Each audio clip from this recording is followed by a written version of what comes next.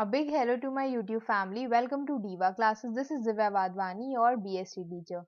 Today we'll be having a very brief revision of business studies, जिसमें हम लोग कुछ previous year के questions करेंगे of 2019 paper and 2018 का paper and a few mistakes that you should not do while having these questions written. आपको कितना लिखना है उसमें वो सारी चीजें हम इसी वीडियो में ही जानेंगे. तो सब ये जस्ट बिकॉज कि ये ओल्ड फॉर्मेट है तो आपको सिर्फ उनके क्वेश्चंस पर ही ध्यान देना है. Do not go on the format, क्योंकि वो फॉर्मेट आप स्पेसिमेन पेपर से देख सकते हैं. ओके तो फर्स्ट थिंग इसमें क्या दी हुई है that you have to write 2 sources of e recruitment and you have to explain any one of them. जितनी चीज आपसे पूछी जाती है आपको सिर्फ उतनी इसमें मेंशन करनी है. फर्स्ट थिंग इज कि 2 सोर्सेज ऑफ ई रिक्रूटमेंट और उसके बाद आपको एक्सप्लेन उसमें से केवल एक ही को करना है. तो सबसे पहले दिए हुए 2 सोर्सेज जैसे कि इंटरनेट एंड इंट्रानेट, और उसके बाद कोई भी एक को एक्सप्लेन करना है. तो यहाँ पर इंटरनेट को एक्सप्लेन किया गया है कि कोई भी ऑर्गेनाइजेशन में इफ देयर इज जॉब, जो ऑर्गेनाइजेशन है वो जॉब वैकेंसीज को एडवर्टीज करती है इंटरनेट पे. जैसे एग्जांपल दिया हुआ है इसमें naukri.com, सो दैट जो कैंडिडेट्स हैं वो अप्लाई कर सके. और इंट्रानेट यहाँ पर होता है कि एक प्राइवेट ऑनलाइन नेटवर्क है that is accessible to the employees of the organisation. एक ऑर्गेनाइजेशन में अगर कोई भी वैकेंसी होती है तो उनकी वेबसाइट पर पता चल जाती है. हमने इसका एग्जांपल आपको दिया था फ्लिपकार्ट पे. तो उनका खुद का एक प्रॉपर उनकी अलग से एक वेबसाइट बनी हुई है जिसमें वो लोग एग्जिस्टिंग एम्प्लॉयज जो है वो रेफर कर सकते, खुद अप्लाई कर सकते हैं, या फिर वो किसी और कैंडिडेट को रेफर कर सकते हैं कि यहाँ पर जा करके आप खुद उसको अप्लाई कर सको. ये अलग वेबसाइट्स होती हैं और अगर हम उसी कंपनी के ही पेज पे एक करियर पेज बना देते तो वो इसका हिस्सा, इंटरनेट का हिस्सा बन जाता है. फिर बोली गई है इसमें नेक्स्ट क्वेश्चन की 2 differences between training and development. तो इस ट्रेनिंग एंड डेवलपमेंट में क्या बोला गया यहाँ पर 2 थिंग्स दैट ट्रेनिंग किसी भी एक स्किल को, स्पेसिफिक स्किल को सिखाने के लिए होती है, और डेवलपमेंट जो होता है वो आपका ओवरऑल डेवलपमेंट, ओवरऑल ग्रोथ के लिए होता है. ट्रेनिंग प्रैक्टिकल होती है, डेवलपमेंट प्रैक्टिकल और थ्योरेटिकल दोनों चीजें होती हैं. ये एक स्पेसिफिक जॉब रिलेटेड होता है. Job related in the sense कि कोई हम काम कर रहे हैं उसमें हमें कंप्यूटर की जरूरत है, हमें नहीं चलाना आता है, हम वो चलाना सिखाएंगे, वो जॉब रिलेटेड है. और ये करियर ओरिएंटेड होता है. आपकी ओवरऑल पर्सनालिटी ग्रोथ जो होती है वो डेवलपमेंट का हिस्सा होती है. ठीक है, जब इसमें लिखे हुए हैं that you have to mention 2 differences means वो प्रॉपर 2 डिफरेंसेस होने चाहिए. या तो उनको ऐसे करके लिखो जिसमें ये टेबल फॉर्म में आप विद बेसिस लिखो, और अगर नहीं बिना इसके भी लिख रहे हो तो ये चीज हमेशा आपकी सेंटेंस फॉर्म में होनी चाहिए. Just keep this in mind. फिर थर्ड चीज इसमें आती है that you have to explain 2 types of esteem needs as per the human needs. जो मैस्लो की थ्योरी थी उसके अकॉर्डिंग आपको 2 नीड्स एक्सप्लेन करनी है ऑफ मैस्लोस थ्योरी. तो इसमें लिखा हुआ है एस्टीम नीड्स 2 ही प्रकार की होती है in general, that is self esteem कि हम खुद की रिस्पेक्ट करें, एंड एस्टीम बाय अदर्स जिसमें दूसरे हमारी रिस्पेक्ट करें. तो you have to explain these 2 needs.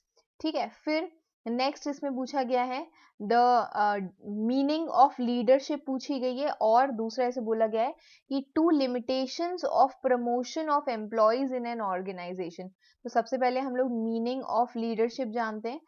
Leadership एक प्रोसेस है जिसमें आप इन्फ्लुएंस करते हो. ये देखो, ये जो क्वेश्चन पेपर है ये खुद काउंसिल द्वारा ही दिया गया है, तो I am using the things जो एग्जैक्टली वही हैं. ठीक है, this is why I have taken this paper, क्योंकि ऑब्वियसली एक दिन पहले टू एक्सप्लेन यू एवरीथिंग, फिर कुछ चीजें रह जाती हैं कुछ नहीं. तो जस्ट बिकॉज कि हमने कुछ इंपॉर्टेंट क्वेश्चंस का पार्ट नहीं किया था दिस सेशन, तो this is why this is important. Leadership एक प्रोसेस है जिसमें आप इन्फ्लुएंस करते हो एक स्पेसिफिक ग्रुप ऑफ पीपल को, सो दैट आप उनसे वो काम करवा सको जो आपने, मतलब जो डिजायर्ड है या कॉमन गोल है उसको आप अचीव कर सको. फिर इसमें नेक्स्ट क्वेश्चन था कि लिमिटेशंस बताने हैं प्रमोशन के. Any 2 limitations you have to tell. ठीक है, जो मेंशन किया गया उसके अकॉर्डिंग आपको बोलना है. तो प्रमोटेड एम्प्लॉय जो है जरूरी नहीं है कि उसके अंदर रिक्वायर्ड स्किल्स हो. सीनियोरिटी बेस्ड प्रमोशन जो है वो obviously it will lead to lethargy. Person जो है उसको पता है कि वो एक समय बाद प्रमोट हो ही जाएगा तो वो काम करना छोड़ देता है. टैलेंट आउटसाइड जो होता है वो हो सकता है कि ज्यादा कॉम्पिटेंट हो. और फेवरेटिज्म ज़्यादा होती है अगर एक क्लियर कट पॉलिसी नहीं, एग्जाम्पल मेरिट बेस्ड प्रमोशन के खेल में फेवरेटिज्म जो होता है वो ज़्यादा होता है। Okay, next comes the meaning of gratuity और two benefits of e business. तो सबसे पहले हम लोग जानते हैं यहाँ पर ग्रेचुइटी के लिए एक मॉनेटरी पेक्यूनियरी बेनिफिट होता है that is given by employer to employee, वो पीपल के लिए, वो एम्प्लॉयज के लिए जो ऑर्गेनाइजेशन को लीव कर रहे हैं या फिर रिटायर हो रहे हैं आफ्टर वर्किंग फॉर 5 years और मोर। ठीक है, और उनका जो बेसिक कैलकुलेशन है, मतलब दिस इज व्हाट, अगर आपसे इन जनरल ग्रेचुइटी पूछा गया तो ये चीजें आपको उसमें मेंशन करनी है। Basic salary plus DA upon 15 into 26 into number of years worked. ठीक, और उसके बाद कोई भी कंट्रीब्यूट, और अगर ये याद नहीं है तो प्लीज गलत मत लिख देना कुछ भी उसमें, उसको छोड़ देना पॉइंट को। आपको 4 पॉइंट्स बोले गए हैं उसमें लिखने के लिए। सी देखो, एनी 4 पॉइंट्स बोले गए हैं, तो आप पूछते हो ना कि 2 मार्क्स में हम अगर 2 लाइन लिख दें, तो mention small sentences of at least 4 points, और कोई भी कंट्रीब्यूशन एम्प्लॉयज के द्वारा नहीं होता है। फिर लिखा गया कि बेनिफिट्स ऑफ ई बिजनेस, तो you have to write any 2 benefits एक सेंटेंस में।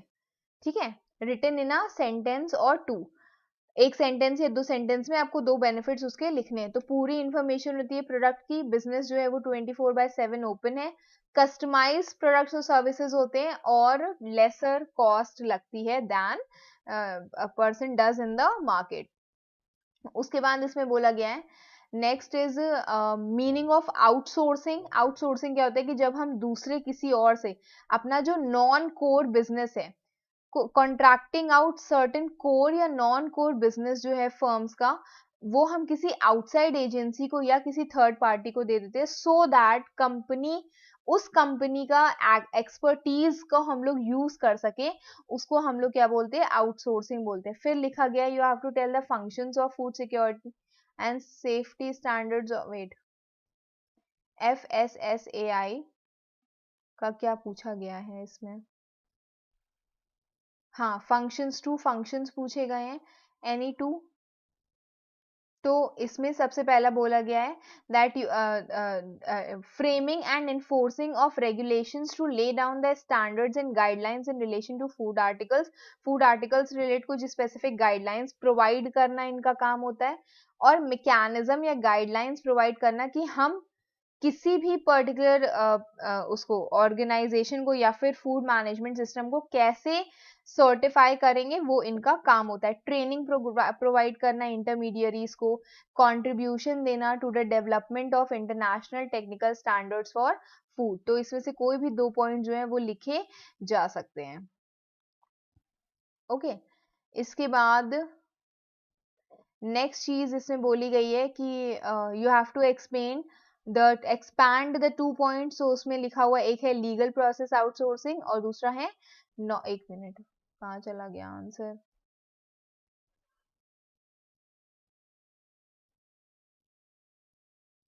हाँ, लीगल प्रोसेस आउटसोर्सिंग जिसमें हम कोई भी लीगल वर्क जो है वो बाहर करवाते हैं, और नॉलेज प्रोसेस आउटसोर्सिंग कोई भी स्किल बेस्ड वर्क होता है वो हम लोग करवाते हैं। तो एक्सपैंड पूछा गया, आपको सिर्फ उसको एक्सपैंड करना, उससे ज्यादा कुछ भी नहीं लिखना है।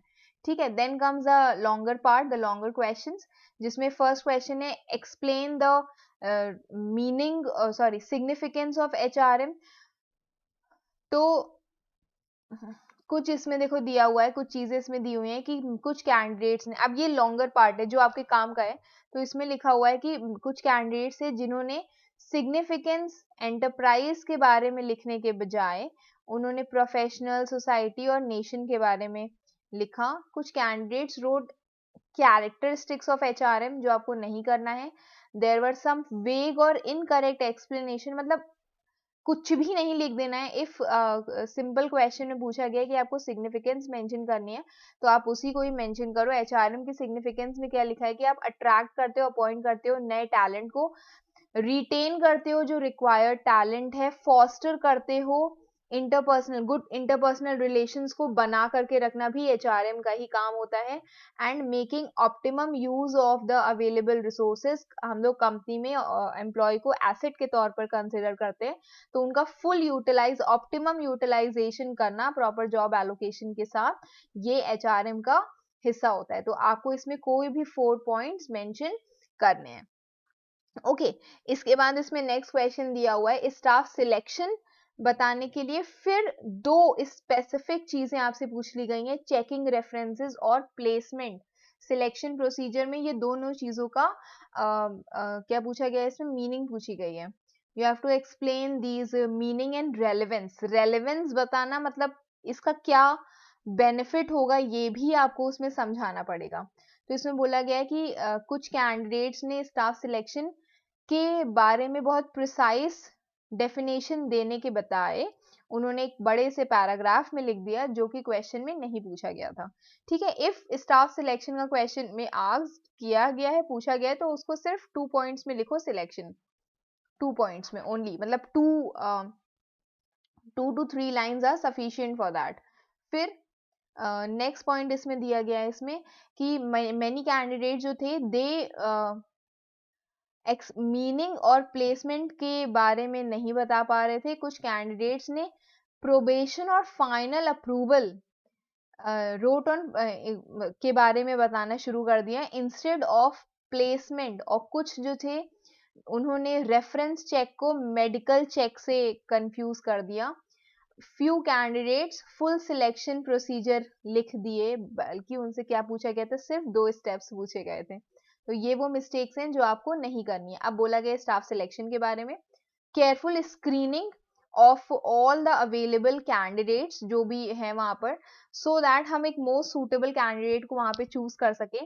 फिर इसमें 2 पॉइंट्स उसके दिए गए हैं, checking references, 2 things are asked, और ये questions I am telling you बहुत रिपीट होते हैं तो इसको बहुत ढंग से पढ़ना।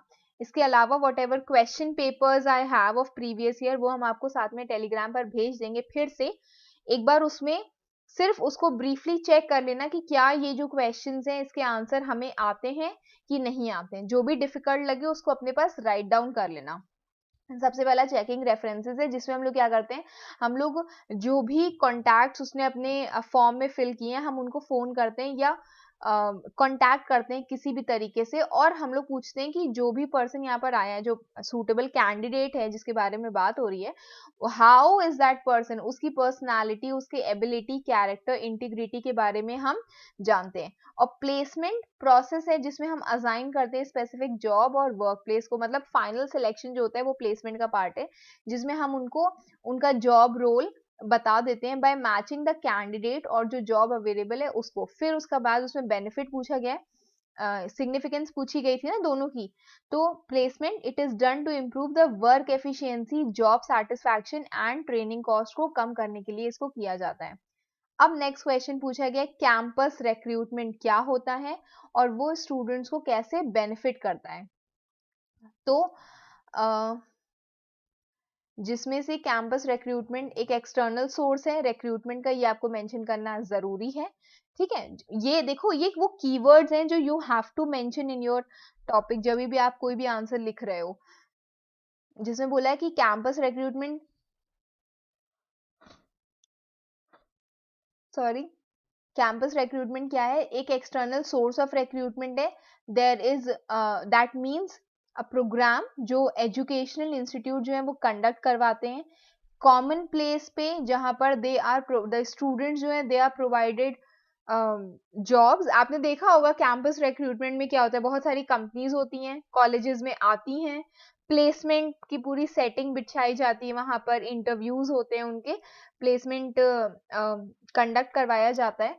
ठीक है, और उसके बाद जब भी उनका ये जो ग्रेजुएशन या post graduation what ever course या परसुइंग वो नियर कंप्लीशन पे होता है, तो उस टाइम पर उनके पास एटलीस्ट एक जॉब होती है। इससे बेनिफिट क्या होता है, उनको जॉब मिल जाती है बिना बिफोर कंप्लीशन ऑफ स्टडीज, भले उनके पास कोई एक्सपीरियंस नहीं तो उनको टाइम वेस्ट नहीं करना पड़ता है इन सर्चिंग द जॉब्स। उनका मोराल बूस्ट हो चुका होता है क्योंकि उनको अपनी पढ़ाई खत्म करने से पहले ही जॉब मिल चुकी होती है। फिर बोला गया बिजनेस हाउसेस के लिए क्या बेनिफिट है, तो बिजनेस हाउसेस में उनका मनी सेव हो रहा है ऑब्वियसली, क्योंकि एजुकेशनल इंस्टीट्यूट प्लेसमेंट कंडक्ट करवाने के लिए प्लेसमेंट एजेंसीज या फिर जो कंपनीज है उनको पे करते हैं। दे डू नॉट, उनको वेस्ट नहीं करना है अपना बहुत ज्यादा टाइम कैंडिडेट्स को सर्च करने के लिए। पोटेंशियल एम्प्लॉयज जो हैं रिक्वायर्ड क्वालिफिकेशन के साथ वो उनको एक ही जगह पर मिल जाते हैं। और कई ये जो कैंडिडेट्स होते हैं ये अपडेटेड नॉलेज के साथ होते हैं एंड ये एक इम्पॉर्टेंट टूल है कंपनी के ब्रांड को प्रमोट करने का। फिर उसमें नेक्स्ट चीज, एक मिनट, फिर इसमें नेक्स्ट बोला गया है the four, you have to write the 4 methods of raising staff morale, जिसमें सबसे पहला बोला गया है कि क्या है मेथड्स रेस करने के स्टाफ मोरल को, उनको उनका जो मेंटल एटीट्यूड है टुवर्ड्स द कंपनी उसको हम कैसे और अच्छा कर सकते हैं थ्रू इफेक्टिव कम्युनिकेशन, उनसे बहुत ढंग से आप बात करो, there should be two way communication, sound personnel administration होना चाहिए इन द सेंस कि इक्विटेबल सैलरी उनको देनी चाहिए, गुड ट्रांसपेरेंट अप्रेजल होना चाहिए, प्रमोशनल पॉलिसीज होनी चाहिए उनके लिए, there should be worthwhile goals, उनको पता हो कि whatever they are doing उससे वो लोग कुछ सीखेंगे, दे विल लर्न समथिंग जिससे उनका मोरल इंक्रीज होगा, and there should be participation in the management, employees को अगर आप इंक्लूड करोगे मैनेजमेंट के वर्क में तो इससे उनको हेल्प मिलेगा और उनका मोरल भी इम्प्रूव होगा। फिर है इंडक्शन ट्रेनिंग क्या होती है और उसके 2 ऑब्जेक्टिव्स आपको बताने हैं। तो इंडक्शन ट्रेनिंग यहाँ पर दी हुई है। इंडक्शन या ओरिएंटेशन वो प्रोसेस होता है जिससे हम लोग एक नए एम्प्लॉय को कंपनी से मिलवाते हैं। इसके ऑब्जेक्टिव्स क्या बोले गए हैं कि हम लोग उस particular to build confidence, new employee का कॉन्फिडेंस बिल्ड करने के लिए, उनको नेसेसरी इंफॉर्मेशन देने के लिए नए एम्प्लॉय को about the location, areas, personal policies और वर्क एनवायरनमेंट के बारे में, उनके अंदर एक फीलिंग डेवलप करते हैं of belongingness and loyalty, and हम लोग ये इंश्योर करते हैं कि जो नए एम्प्लॉयज हैं वो रॉन्ग ओपिनियन ना फॉर्म करें कंपनी के बारे में, इसीलिए हम उनको खुद ही ये सारी चीजें जो हैं बता देते हैं। फिर नेक्स्ट क्वेश्चन इसमें आकर के बनता है कि आपको लीव्स के बारे में लिखना है। 4 types of leaves you have to mention. एक बच्चे ने पूछा था कि मैम लीव्स हम लोग को सारे प्रकार की पढ़नी है, जो जो चीजें हमने पढ़ाई हैं वो सारी चीजें इंक्लूडेड है इसमें, क्योंकि हमने सिलेबस के अकॉर्डिंग ही आपको पढ़ाया। I have not taught you any of the topics extra. अगर कुछ एक्स्ट्रा पढ़ाया भी है तो मैंने बोल दिया है कि वो चीज एक्स्ट्रा है, इसलिए उसको पढ़ लो या मत पढ़ो। फिर इसमें देखो क्या चीज बोली गई लीव्स के बारे में। कुछ चीजों में ये जरूरी है पढ़ना। मैनी कैंडिडेट जो थे उन्होंने ये वो गलतियां हैं जो आपको नहीं करनी है, उन्होंने लीव्स, वो वाली लीव्स लिख दी हैं जो आउट ऑफ सिलेबस है। करेक्ट नेम्स लिखे हैं लीव्स के, पर उनको एक्सप्लेन नहीं कर पाए हैं कि वो कब ली जाती हैं, कौन लेता है, कितने दिन के लिए होती हैं, ये सारी चीजें उन्होंने नहीं लिखी है। कुछ कैंडिडेट्स ने मेटर्निटी पैटर्निटी लीव को दूसरे हेड्स में डाल दिया है, जैसे maternity, paternity, pregnancy leave, child care leave, abortion, adoption leave.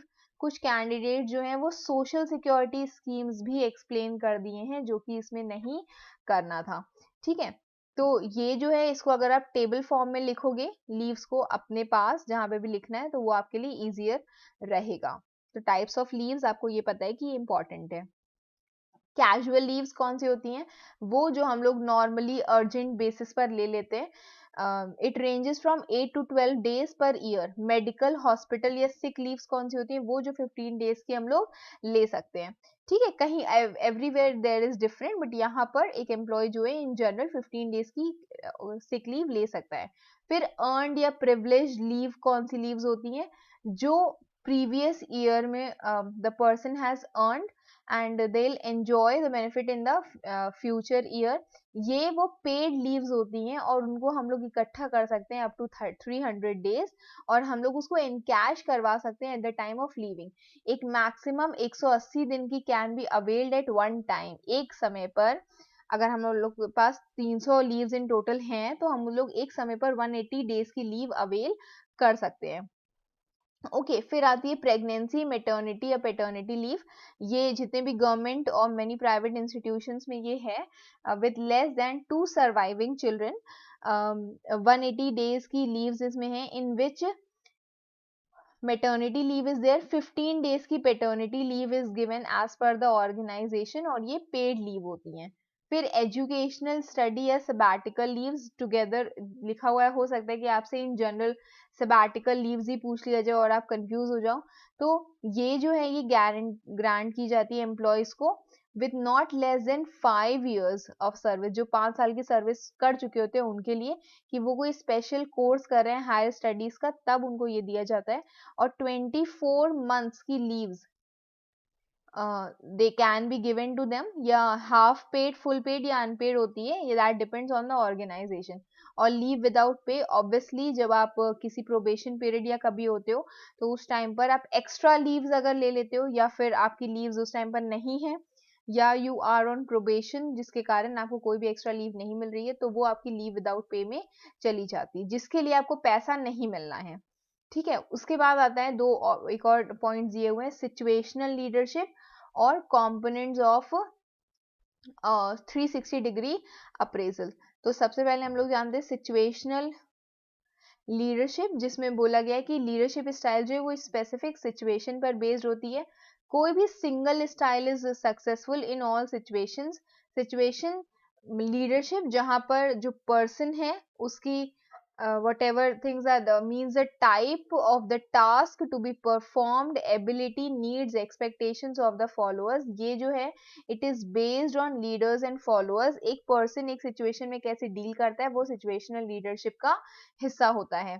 फिर आता है एडवांटेजेस, इसके क्या है, मोर रियलिस्टिक अप्रोच है, इंडिविजुअल केसेस को, उसके रिक्वायरमेंट्स को देखता है, लीडर की फ्लेक्सिबिलिटी को देखता है, और लीडर जो है वो क्राइसिस मैनेजमेंट में वर्क कर सकता है। डिसएडवांटेजेस, फोकस जो है वो शॉर्ट टर्म नीड्स पे ज्यादा रहता है, हर लीडर जो है वो लिमिटेड फ्लेक्सिबिलिटी उसके अंदर होती है कि वो इतनी जल्दी चेंज नहीं कर पाता है अपनी लीडरशिप स्टाइल को। ठीक है, तो नेक्स्ट वन इज कि there is always a constant pressure on leader कि एनालाइज करना पहले सिचुएशन को, अगर उसको पता है कि उसका जो एम्प्लॉय है उसको चीजें समझ में आ रही हैं। जैसे आपने भी देखा होगा कि whenever you came to your classes in the very beginning, 11th के टाइम पर आपको बहुत सारी चीजें सिखाई जाती होंगी। अब आप जैसे जैसे 12th में गए, अब आपको पता है कि कैसे टेस्ट होते हैं, कितने उसमें मार्क्स मिलते हैं, समथिंग लाइक दैट। तो आपके ऊपर एक हेड था, आपके टीचर थे, उन्होंने अपनी स्टाइल को अकॉर्डिंगली चेंज किया है। क्लास 12th कंप्लीट होते होते आप इतने एक्सपर्ट हो जाते हो चीजों में कि आपको हर चीज सिखानी नहीं पड़ती है, तो वो उन्होंने अपनी लीडरशिप स्टाइल को और लिबरल कर दिया है। दैट इज कि लीडर के ऊपर एक कांस्टेंट प्रेशर है कि वो एनालाइज कर रहा है सिचुएशन को, उसके अकॉर्डिंग डिसीजन ले रहा है। और लीडर जो है ही मे बी डीम्ड इनकंसिस्टेंट या फिर डिफिकल्ट टू प्रिडिक्ट कि उसका जो भी है लीडरशिप स्टाइल वो कैसी होनी चाहिए। ठीक है, फिर आता है कंपोनेंट्स ऑफ 360 डिग्री अप्रेजल, जिसमें सबसे पहला दिया हुआ है सेल्फ अप्रेजल। हम खुद जाने कि हम लोग की जो भी स्ट्रेंथ्स है, एरियाज ऑफ डेवलपमेंट है, वो कहाँ लाए करते हैं। सुपीरियर का अप्रेजल इसमें आता है, the feedback given by the superior. फिर सबॉर्डिनेट का इसमें जो रोल है वो इसमें आता है कि हम लोग के how we talk to the subordinates, in किस तरीके से हम उनसे बात करते हैं, वो सारी चीजें इसमें आती हैं। और next is the peer appraisal, कि जहां हम लोग एक ही डिपार्टमेंट में या आउटसाइड डिपार्टमेंट में सेम लेवल पर जो लोग वर्क करते हैं उनकी यहाँ पर चीजें आती हैं। ठीक है, फिर नेक्स्ट क्वेश्चन पूछा गया है, you have to tell the two advantages and disadvantages of merit based promotion। तो मेरिट बेस्ड प्रमोशन के लिए क्या बोला गया है, रिवॉर्ड फॉर एबिलिटी, एम्प्लॉयज जो हैं उनको प्रमोट किया जाता है, इससे उनकी डेफिशिएंसीज समझ में आ जाती हैं, एम्प्लॉयज जो है मोटिवेट हो जाते हैं अच्छे से वर्क करने के लिए, और कॉम्पिटेंट एम्प्लॉयज जो हैं दे आर द वंस जो प्रमोट होते हैं because they have worked so much. और मेरिट बेस के डीमेरिट्स क्या है इसमें, कि फुल प्रूफ फॉर्मूला नहीं है मेरिट को मेजर करने का। मेनी सीनियर एम्प्लॉयज जो हैं वो डीमोटिवेट हो जाते हैं क्योंकि हो सकता है वो उस परफॉर्मेंस लेवल तक नहीं पहुंचे हों। देयर इज एक्सपीरियंस का जो इम्पोर्टेंस है वो यहाँ पर काउंट नहीं होता है, और ट्रेड यूनियंस जो हैं इसको पसंद नहीं करते हैं। This is very important point, आपसे इन जनरल क्वेश्चन पूछा जा सकता है कि ट्रेड यूनियंस किसको पसंद करते हैं, किसको नहीं पसंद करते हैं। ओके, फिर पूछा गया है differences between whatever you have to write, आप लेंथ देख लो, जितना आपसे पूछा गया बस उतना आपको लिखना है। 8 मार्क्स का क्वेश्चन है, पॉइंट्स नहीं दिए कि कितने लिखने, तो अपने अकॉर्डिंग उसमें 8 पॉइंट्स लिखो। 2 marks 2 points, 4 marks 4 points, 8 marks 8 points. ठीक है, फिर अगर स्पेसिफिकली दिया है कि हमें 4 ही पॉइंट लिखने हैं तो 4 ही लिखो, नहीं दिया है तो फिर आपको उसको बढ़ाना पड़ेगा। फिर ओरल और रिटन कम्युनिकेशन में you have to write the differences. ये ऑब्वियसली स्पोकन वर्ड्स होते हैं, ये रिटन होते हैं। Telephone face to face PA system होता है, there is letter, note and circular. Economical होता है क्योंकि कोई भी स्टेशनरी नहीं यूज होती, ओरल में मुंह से बोलना होता है। एंड यहाँ पर एक्सपेंसिव होता है क्योंकि स्टेशनरी इज रिक्वायर्ड। और ओरल कम्युनिकेशन एक फास्ट प्रोसेस है और ये एक स्लो प्रोसेस है। ठीक है, now moving towards the next question, जिसमें सबसे पहला दिया हुआ है रिटायरमेंट और उसके बाद मीनिंग्स पूछी गई हैं preference shares, debentures, retained earnings और पब्लिक डिपॉजिट्स की। तो सबसे पहला दिया गया है इसमें कि रिटायरमेंट क्या होता है। Retirement A withdrawal from ones position, company से अगर आप दूर जा रहे हो, छोड़ रहे हो उसको, you are retiring from your position, उसको हम लोग रिटायरमेंट कहते हैं। And either on reaching a particular age और बिफोर दैट। रिटायरमेंट जो है वो दो तरीके से होता है, that is compulsory and involuntary या सुपर एनुएशन, जहां आप you are leaving the organisation at the time जहां पर आपने एक स्पेसिफिक एज अटेन कर ली है। और प्री मेच्योर या फिर वॉलेंट्री रिटायरमेंट वो होता है जिसमें you are getting retired before the age of superannuation, जहां पर आपको कुछ बेनिफिट्स जो होते हैं वो ऑफर किए जाते हैं, या फिर सरप्लस स्टाफ हो गया इसलिए लोगों को निकाला जा रहा है। फिर next comes preference shares. Preference shares कौन से शेयर्स होते हैं? जिनमें प्रेफरेंशियल राइट्स होते हैं कि उनको डिविडेंड और रिफंड ऑफ कैपिटल जो है वो सबसे पहले मिलेगा, इक्विटी शेयर से पहले मिलेगा। इसमें वोटिंग राइट जो होती है वो लिमिटेड होती है। फिक्स रेट ऑफ डिविडेंड इसमें होता है। फिर आता है डिबेंचर्स, जो कंपनी के लिए एक चार्ज के जैसे कंसिडर किया जाता है। ये वो सर्टिफिकेट है जो कॉमन सील के अंडर इशू किए जाते हैं। इंटरेस्ट एक स्पेसिफिक रेट पर होता है, भले ही प्रॉफिट हो चाहे ना हो। रिटेन्ड अर्निंग्स कंपनी का खुद का ही प्रॉफिट होता है, ठीक है, जो हम लोग सेट असाइड कर देते हैं, जिसमें हम लोग अलग से स्पेसिफिकली किसी को भी मतलब नहीं, डिविडेंड जो है पे ऑफ नहीं करते हैं, हम उसी पैसे को बचा करके रख लेते हैं। और उसके बाद आता है पब्लिक डिपॉजिट्स। तो public deposits are the deposits जो पब्लिक करती है टू नॉन बैंकिंग कंपनीज, और ये मोर पॉपुलर है बैंक डिपॉजिट से क्योंकि यहाँ पर रेट ऑफ इंटरेस्ट जो है वो कंपैरेटिवली ज्यादा होता है। ओके, उसके बाद आता है B to B and C to C means of conducting business, और 4 प्रकार की रिपोर्ट्स जो आपको इसमें लिखनी थी। तो B to B business to consumers क्या बोलता है कि this sorry business to consumers. B to C कहता है कि ये एक इलेक्ट्रॉनिक रिटेलिंग है जहां पर पर्सन जो है वो कस्टमर्स को अपना सामान जो है वो बेच रहा होता है। ठीक है, कॉमर्शियल ट्रांजैक्शंस होते हैं। आप इसमें एग्जांपल जो है वो मेंशन कर सकते हो उसके। We have already studied this I guess within last 2 days। फिर C to C consumer to consumer, जिसमें जैसे हमने इसमें एग्जांपल दिया था OLX का, जहां पर बाइंग एंड सेलिंग होती है बिटवीन 2 कंज्यूमर्स। कोई भी बिजनेस ऑर्गेनाइजेशन उसमें चाहे हो या इन्वॉल्व ना हो, लेकिन OLX का आप इसमें एग्जांपल दे सकते हो, जो 2 कस्टमर्स जो होते हैं वो दोबारा एक दूसरे से मिल रहे होते हैं। Next comes 4 types of reports. आपको कोई भी 4 प्रकार की रिपोर्ट्स लिखनी थी। तो सबसे पहले आती है स्टैट्यूटरी रिपोर्ट, जिसमें बोला गया है कि ये एक प्रिस्क्राइब्ड फॉर्म में होती है जो किसी एक लॉ द्वारा प्रिस्क्राइब किया जाता है। एग्जाम्पल आप इसमें लिख सकते हो, डायरेक्टर्स रिपोर्ट हो गया, ऑडिटर्स रिपोर्ट हो गया। नॉन स्टैट्यूटरी रिपोर्ट जो इनफॉर्मल नेचर की होती है, किसी भी लॉ द्वारा प्रिस्क्राइब नहीं की होती है, जैसे मान लो प्रोजेक्ट रिपोर्ट हो गया या रिपोर्ट ऑन फायर हो गया।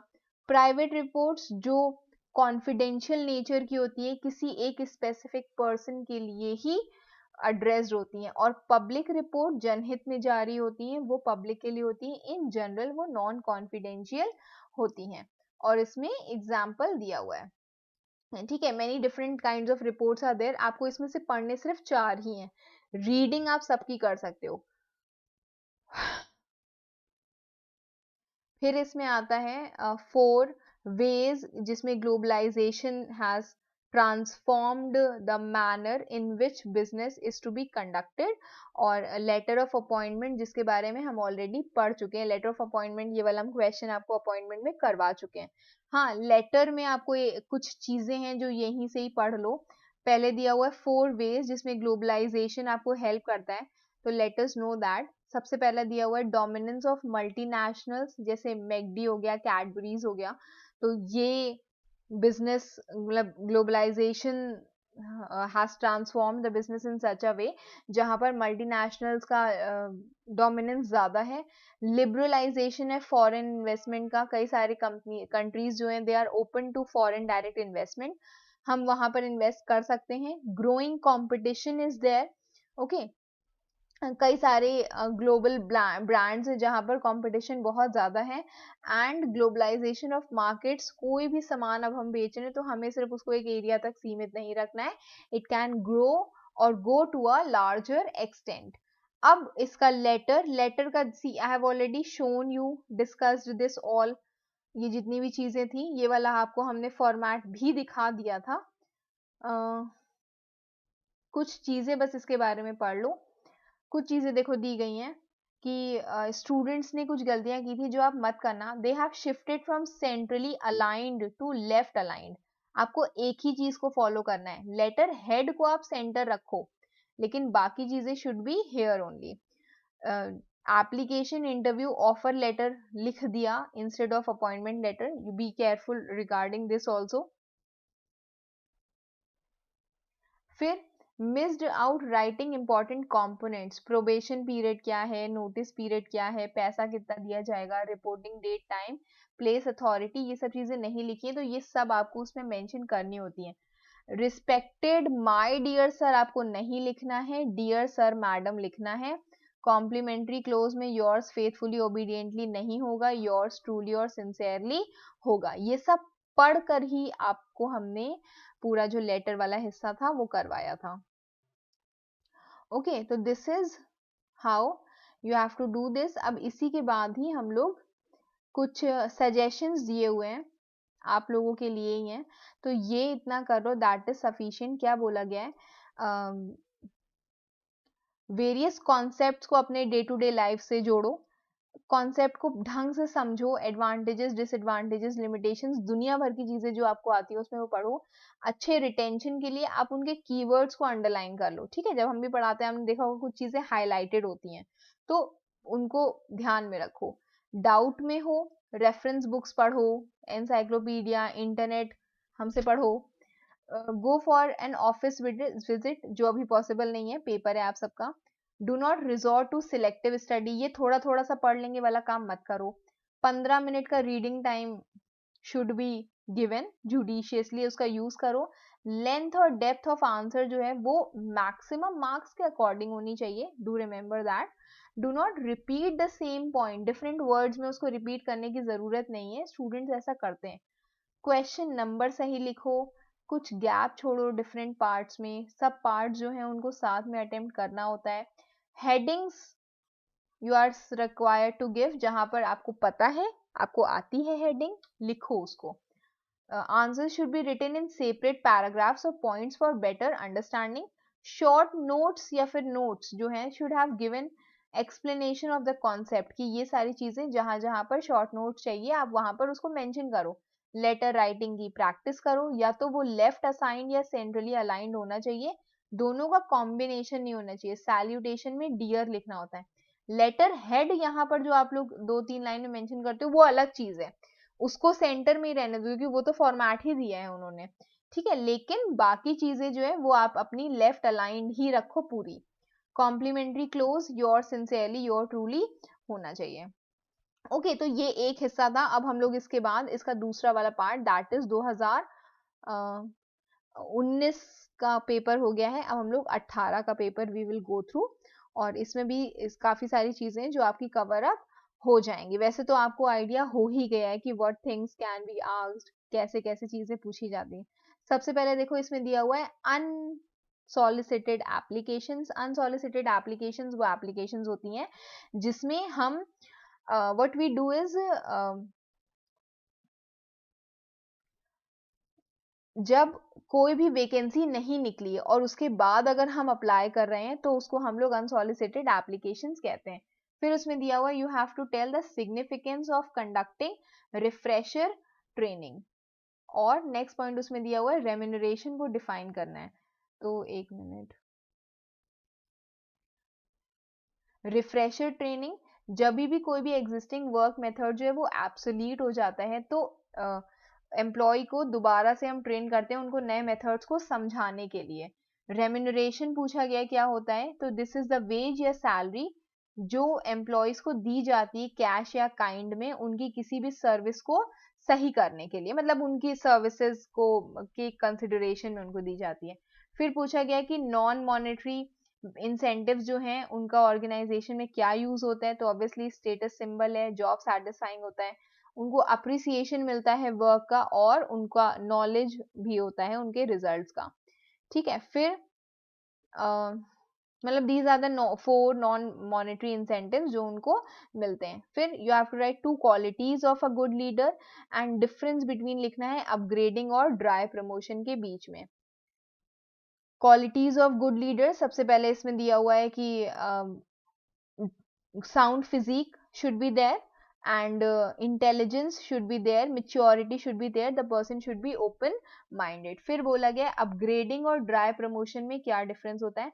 अपग्रेडिंग मतलब होता है कि हम सैलरी को इंक्रीज करें पर उनका जो स्टेटस और रिस्पॉन्सिबिलिटी है वो सेम है।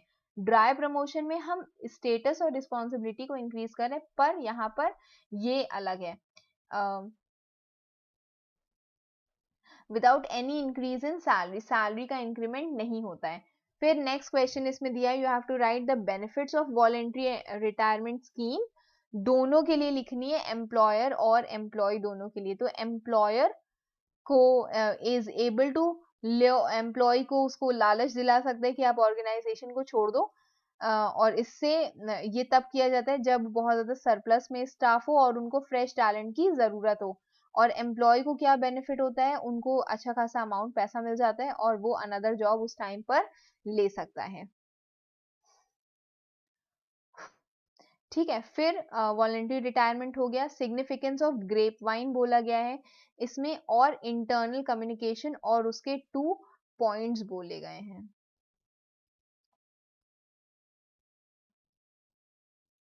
Significance of grape wine, informal communication जिसमें इसको जुडिशियसली यूज किया जाता है, हम लोग ऑफिशियल चैनल्स को सप्लीमेंट करने के लिए, उनके बदले इसको यूज करने के लिए। And pulse of the staff मतलब हाउ दे बिहेव, अगर कोई भी अनाउंसमेंट या कुछ होता है स्टाफ को कोई भी चेंज से प्रिपेयर करने के लिए होता है, स्टेटस बैरियर को ओवरकम करने के लिए इसको यूज किया जाता है। फिर इंटरनल कम्युनिकेशन क्या होता है, जो ऑर्गेनाइजेशन के अंदर होता है, और इसमें हम लोग हॉरिजॉन्टल और वर्टिकल कम्युनिकेशन मेंशन करते हैं।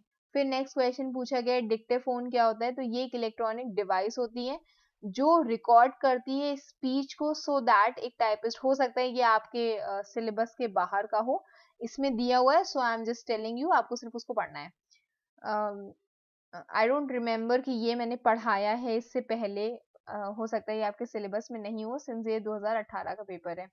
तो डिक्टाफोन एक इलेक्ट्रॉनिक डिवाइस है जिसमें हम लोग रिकॉर्ड करते हैं स्पीचेस को, सो दैट जो टाइपिस्ट है उसको प्ले बैक कर सके दोबारा से और उसको टाइपराइटर पे ट्रांसक्राइब कर सके, लिख करके उसको निकाल दिया जा सके। एक मशीन है जो शॉर्ट हैंड राइटिंग के लिए यूज होती है।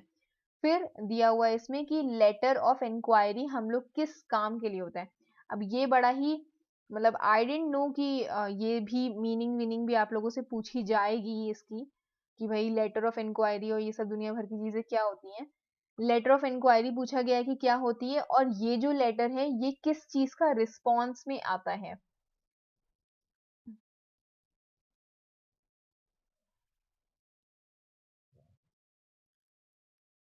ओके, तो letter of inquiry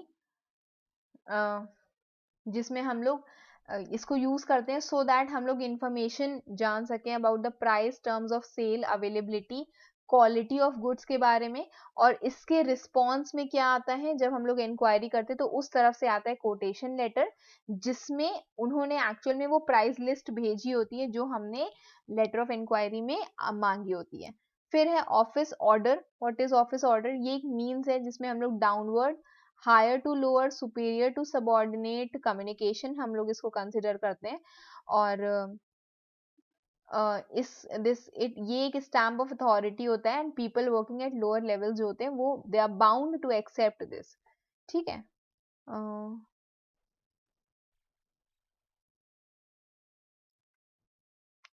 with reference to internal communication पूछा गया है कि व्हाट इज ऑफिस ऑर्डर। थोड़े से हमको लग रहा है कि या तो ट्रिकी क्वेश्चन है, या तो तुम लोग इसको देख करके स्ट्रेस में बता जाना, हो सकता है तुम लोग से डायरेक्ट क्वेश्चंस ही पूछे जाएं। ये explain the term motion in company meetings, ये सब चीजें छोड़ देना, ये आई गेस कि ये थोड़ा सा ओल्ड है, पोस्ट ऑफिस भी आपके काम का नहीं है, तो ये भी चीजें छोड़ देना।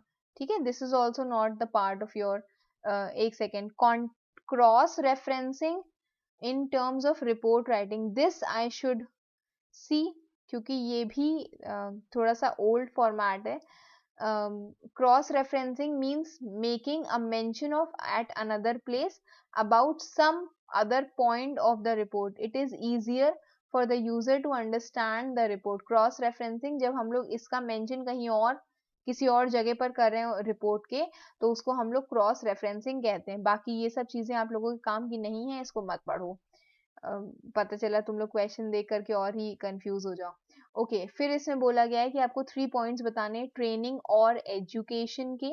एजुकेशन जो हम लोग की लाइफ लॉन्ग चलती जाती है, ट्रेनिंग जो अगेन किसी स्पेसिफिक स्किल को सिखाने के लिए होती है। फिर बोला गया है कि you have to tell the significance of these things. Preliminary interview हम लोग फर्स्ट हैंड स्क्रीनिंग के लिए हम लोग प्रीलिमिनरी इंटरव्यूज को यूज करते हैं। एप्लीकेशन ब्लैंक हम लोग उनके एसेंशियल क्वालिफिकेशंस को जानने के लिए करते हैं, और अगर एसेंशियल क्वालिफिकेशंस में वो फिट बैठ रहे हैं, then the person is move to the further steps. Medical examination obviously उनके फिजिकल फिटनेस को, मेंटल हेल्थ को चेक करने के लिए होता है। अगर उस बीच उनको कोई भी इश्यूज होते हैं, तो we are suppose to know whether that person is able to handle the further stress जो भी उनको मिलेगा इन द जॉब। तो मेडिकल एग्जामिनेशन उनकी फिजिकल फिटनेस को चेक करने के लिए होता है। And then final interview, obviously to know कि कैंडिडेट जो है वो सूटेबल है अपने वर्क में कि नहीं है, उसके लिए हम लोग फाइनल इंटरव्यू रखते हैं। ओके, तो ये सारे पॉइंट्स उसके दिए हुए हैं, आप इसको अलग अलग करके पढ़ सकते हो। जस्ट एक बेसिक रीडिंग कर लेना। Has says plan of incentive आपके काम का नहीं है।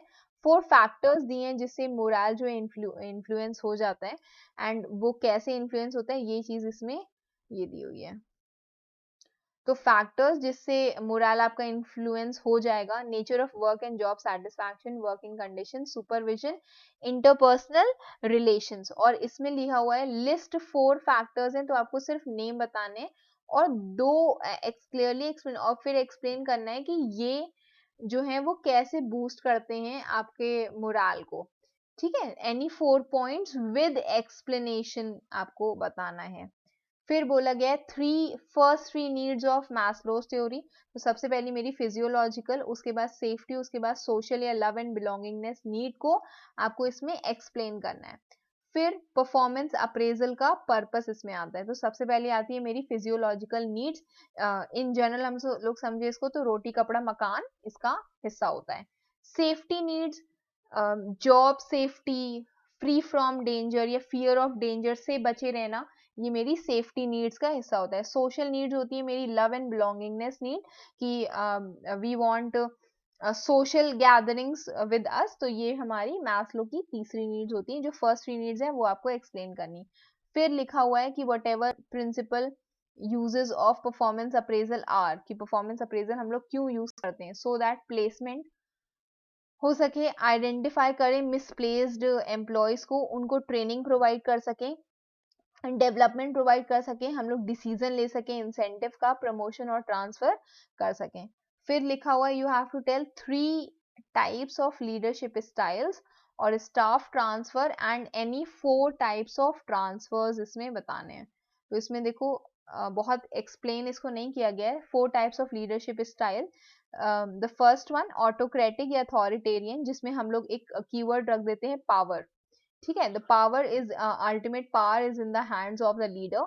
डेमोक्रेटिक या पार्टिसिपेटिव, जिसमें हम लोग इसको फ्रीडम कंसिडर कर सकते हैं, जहां पर the employees are free to take decision और उनको डिसीजन मेकिंग में इंक्लूड किया जाता है।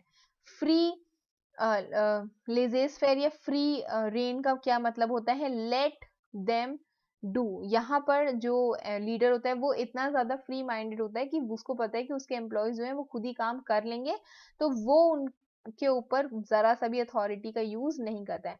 पैटर्नलिस्टिक स्टाइल ऑफ लीडरशिप होती है जिसमें वो जो लीडर है उसको अपने फादर, एक फादर जैसे खुद को ट्रीट करता है और जितने भी उसके टीम मेंबर्स होते हैं वो उसकी फैमिली का हिस्सा होते हैं।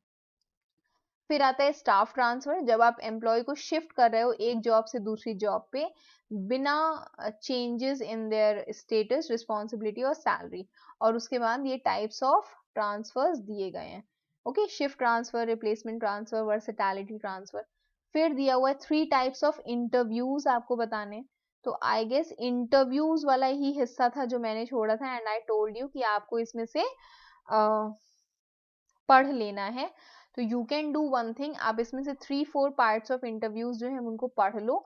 एंड यही this was the only thing, या कुछ टेस्ट वाला था जो हमने इसमें से छोड़ा था।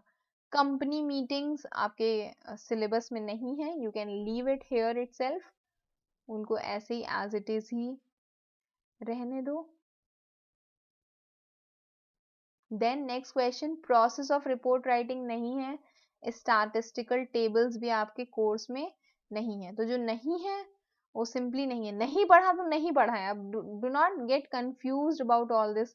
Handling of centralised mail in an organisation से मतलब नहीं है, और एप्लीकेशन लेटर हम आपको ऑलरेडी करवा चुके हैं along with biodata.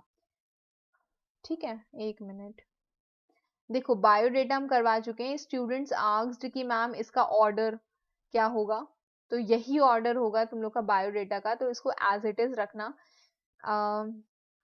Not to do things हम इसके आपको समझा देते हैं कि क्या चीजें जो आपको नहीं करनी है। फिर वही सेम चीज है, सेंट्रली अलाइंड से लेफ्ट अलाइंड हो गए, जो आपको नहीं करना है लेफ्ट अलाइंड ही रखो उसको। ठीक है, बायोडेटा को एनक्लोज नहीं किया उन्होंने, उन्होंने उसको एक्सप्लेनेशन एप्लीकेशन में ही लिख दिया, तो ये चीज भी नहीं करनी है। उसका एक स्पेसिफिक फॉर्मेट है, उसको देखो। योर्स फेथफुली ओबीडियंटली नहीं लिखना है आपको, योर्स सिंसियरली या ट्रूली लिखना है। टीएस या एसटी के नाम से उसको याद रखो, नेम रख दो किसी का इसी के नेम पे। सब्जेक्ट और रेफरेंसेस नहीं लिखे हैं, जो आपको लिखना है incorrect sequence of information in biodata दी हुई है, जो आपको इसी ऑर्डर में लिखना है जैसे उसमें दिया गया है। ओके, तो ये जिस ऑर्डर में दिया गया है, प्लीज अगर एप्लीकेशन लेटर आता है तो आप इसको इसी ऑर्डर में ही रखना। ये name, address, email ID, age, gender, Aadhaar number, ये सारी चीजें। तो this is your things that you have to understand. ये वही टॉपिक्स हैं जो दोबारा से चीजें दी गई हैं। ये कुछ डिफिकल्ट से कॉन्सेप्ट्स हैं जो एग्जामिनर कहते हैं कि स्टूडेंट्स को डिफिकल्ट लगे समझने में। तो I hope these questions will help you out कि जो चीजें आपको पढ़नी हो। उसके अलावा I will send again, resend you these questions again, तो आप उसको टेलीग्राम से देख सकते हो। If there is anything else you want me to tell you, you can mention it in the comment box and I will reply there only. Keep preparing for your exams, best wishes, thank you.